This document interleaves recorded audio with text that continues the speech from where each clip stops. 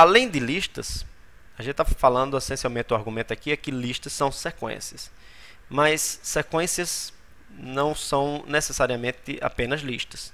Strings, por exemplo, também são sequências.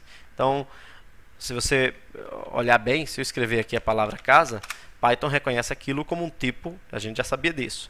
O que a gente não sabia é que isso aqui é um tipo sequencial, do mesmo jeito que uma lista. Então, o que é que caracteriza os tipos sequenciais? Primeiro que eles têm uma ordem de coisas, né? Então, quando eu tenho a lista C, né, que é dessas palavras aqui, eu posso me referir ao primeiro elemento daquela lista como sendo C0, né, usando indexação. C0 é a palavra casa. Do mesmo jeito, eu posso fazer, por exemplo, uma palavra, né, P vai ser a palavra computador, aqui, e eu posso me referir a P0. Opa, esqueci do P. P0 é a primeira letra daquela palavra. P1 é a segunda letra da palavra, do mesmo jeito que C1 é a segunda palavra daquela lista. Entre palavras e listas há ainda mais relações. Eu posso, por exemplo, pensar na palavra como uma lista de caracteres. E, de fato, se eu pedir a Python que ele interprete dessa maneira, se eu forçar P para uma lista, essa função list de P, me faz exatamente isso. Ele retorna a lista dos caracteres que formam a palavra P. E também eu posso fazer o contrário. Nada impede que eu tenha, por exemplo, uma lista de letras. Vai ser a lista das letras E, X, E, M, P, L, O. Tá aqui. Letras é uma lista. Se eu olhar, qual é o tipo de letras? O tipo de letras, na realidade, é uma lista. Mas nada impede que eu forme a partir dessa letra uma string, tá certo? Então, como é que eu posso fazer isso? Na realidade, a forma de fazer isso mais comum é utilizar e aí vocês vão achar um pouco a sintaxe um pouco estranha, mas ela é dessa forma mesmo. Eu vou usar a função join, tá certo? Essa função join recebe como argumento a lista, que aqui é letras, tá certo? Mas ela recebe um outro argumento e que não é colocado aqui dentro, vai ser colocado aqui. Essa forma é bem estranha mesmo, vocês vão... Não se preocupe, até os programadores acham isso estranho em Python.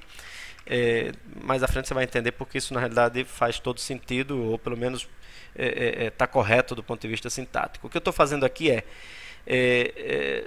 chamando a função join com o parâmetro letras e com o parâmetro tracinho, tá certo? Essa string aqui, tracinho. O que eu estou pedindo é junte as letras dessa lista com tracinhos no meio. Vamos ver o que é que dá? Está aqui, E, tracinho, X, tracinho, E, tracinho, M, tracinho, P, L, O e assim por diante. Eu vou repetir esse comando, agora em vez de usar tracinho, eu vou usar asterisco, né? Eu poderia utilizar 3 asteriscos, né? Nada impede, também funciona do mesmo jeito. E eu posso também utilizar uma string vazia. E aí o efeito é exatamente o de juntar essas letras sem nada no meio, formando uma nova palavra, né? Vou lembrar vocês que letras é a lista dos caracteres E, X, E, M, P, L, O. Tá certo? Então, strings também estão sequências, né? Aí estão os acertos referentes a essas funções que a gente viu aí. Certo? Mas a gente estava falando do for e sobre como o for itera sobre sequências. Se o for itera sobre sequências, então eu tanto posso iterar sobre listas como sobre strings. E é fato, está aqui. Esse for, por exemplo, né, esse trecho de programa, o que ele faz é repetir o trecho, imprimir a palavra e seu comprimento para cada palavra, né, dentro dessa lista com as 3 palavras, teste, casa, computador. Então, o que esse trecho de programa vai fazer na realidade é imprimir a palavra teste e o seu comprimento, que é 5. Em seguida, ele vai imprimir a palavra casa e o valor 4. E, finalmente, ele vai imprimir a palavra computador e o valor 610, né? Valor 10. Então, isso é conseguido simplesmente com essa sintaxe. Para cada palavra, a gente normalmente lê isso dessa forma. Para cada palavra na lista teste, casa, computador, imprima a palavra e o comprimento dela. Esse trecho a gente já viu, né? Esse uso a gente já viu.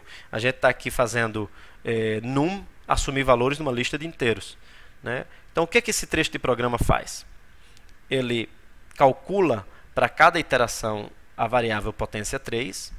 Ela é calculada como sendo 3 elevado ao número que é a nossa variante. Em seguida, imprimo num e potência 3.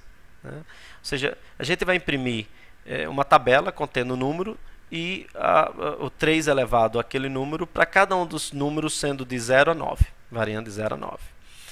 E finalmente a gente também pode fazer esse tipo de coisa, por exemplo, a gente pode fazer for letra in palavra. O que é que isso vai fazer? Isso vai fazer a impressão, o print, o ORD de letra.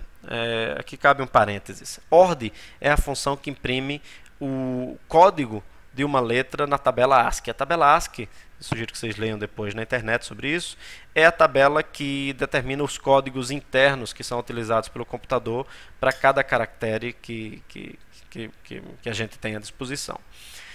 Então, o que esse trecho de código vai fazer é imprimir os códigos ASCII, cada um dos códigos da palavra palavra, né? Das letras da palavra palavra. Então, eu vou imprimir primeiro o ORD de P, depois o ORD de A, o ORD de L e assim por diante. Né? Letra vai ser ligado em cada iteração a uma das letras dessa palavra. Compare essa forma de escrever com essa forma de escrever. Né? Nesse trecho aqui em cima, as palavras estão delimitadas pela lista, com o colchete. Aqui não há lista. Então, Python sabe que você está querendo iterar sobre os caracteres. Aqui ele sabe que você está querendo iterar sobre as palavras, tá certo?